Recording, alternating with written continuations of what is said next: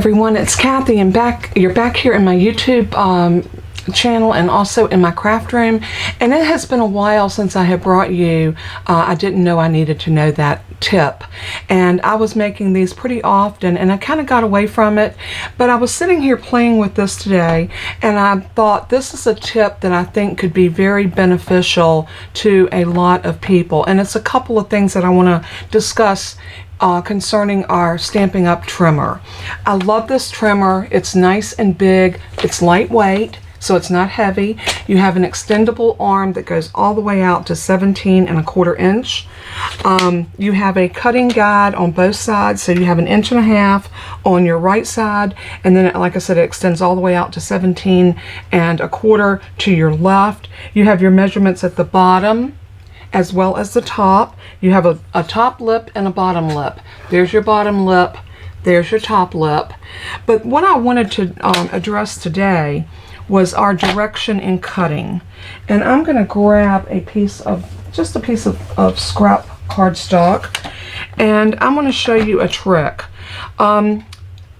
It is always more beneficial, and now I'm only showing you with the cut blade, not the scoring blade. The scoring blade I have put up here out of our way, and I want to concentrate on just our cut blade, and that's that darker gray. The light gray is your score blade.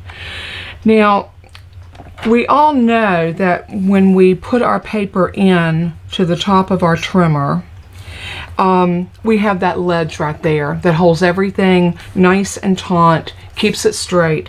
So it's pretty important to always cut in that direction.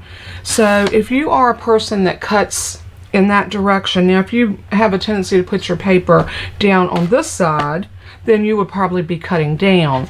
But I'm not. I'm an up cut girl. So what I like to do is every time that I cut, I like to bring my blade back down so that I'm always cutting up. There's a benefit in doing that, and here it is. When your blade starts to get dull, if you've always cut up, you're only using that one side of that blade. So you can get double duty out of that blade if you always cut up. As soon as that side gets dull, take your blade out. Very simple to pop it out. Just lift up on your guide and lift your blade right out. So it was like that. So then turn your blade around and pop it back in. Now you're cutting with the other side of that blade, and it's like having a brand new cut blade. So mine's not dull yet, so I'm gonna turn it back around. But I thought that would be a very beneficial tip for everyone, because the blades, you do get 4 for $12, which is not bad.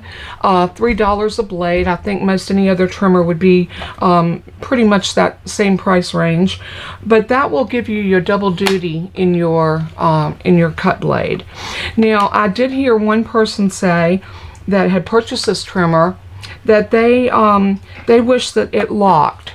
I think if it locked, it would be a nuisance, and I think that having a lock on it, that would wear it out, because you'd have to be popping it over top of that piece every time you wanted to use it. The blades moving freely does not bother me, because if I want to score, I'll just bring my cut blade down and park it down here in the bottom, and then I'll bring my score blade up and I'll just use it.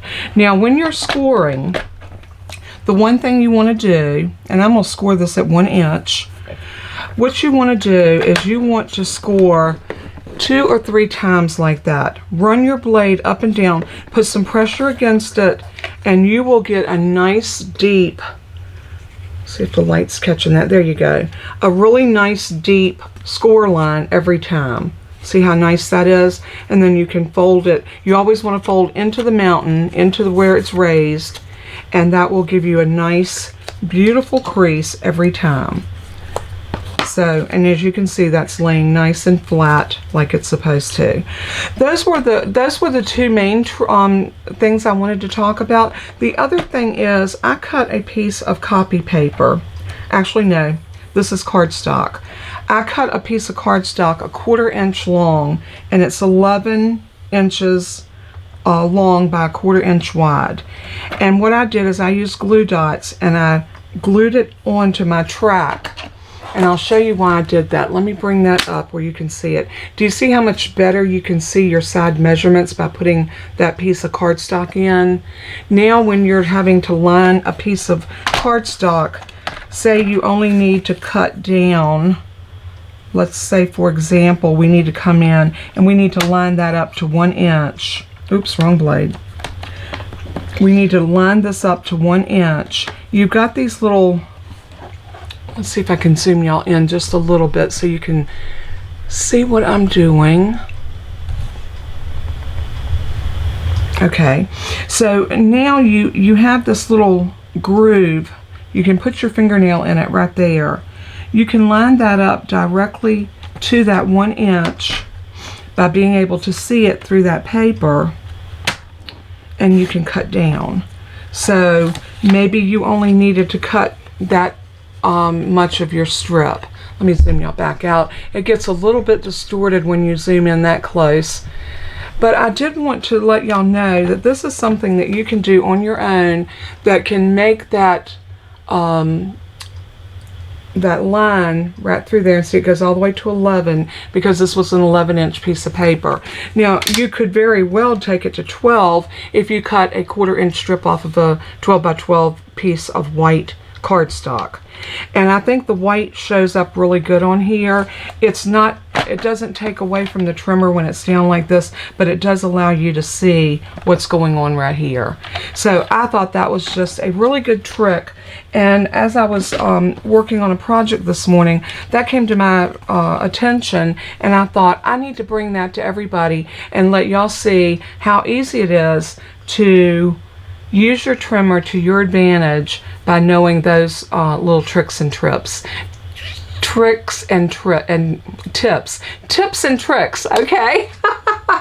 Oh my goodness, I think COVID's got me a little bit tongue-tied, but anyway, I am recovering. I'm still very stuffy. I'm still coughing like crazy. I'm still sipping on hot tea, but I am a little gradually, day by day, I'm getting my strength back. So thank you so much for the prayers and all of the concern. And I am planning on coming live on Friday. Hopefully my cough will stay at bay, and if it doesn't, I'm sure that you will give me the grace to get through it. So God bless and keep you, and as I always say in closing, let everything that you do and say bring glory to our Father in heaven. He is worthy. Until we craft again. Now remember, there will not be a tutorial for this one. This is just a tip and trick type video. I didn't know I needed to know that. So God bless and keep you until we craft again. Bye-bye.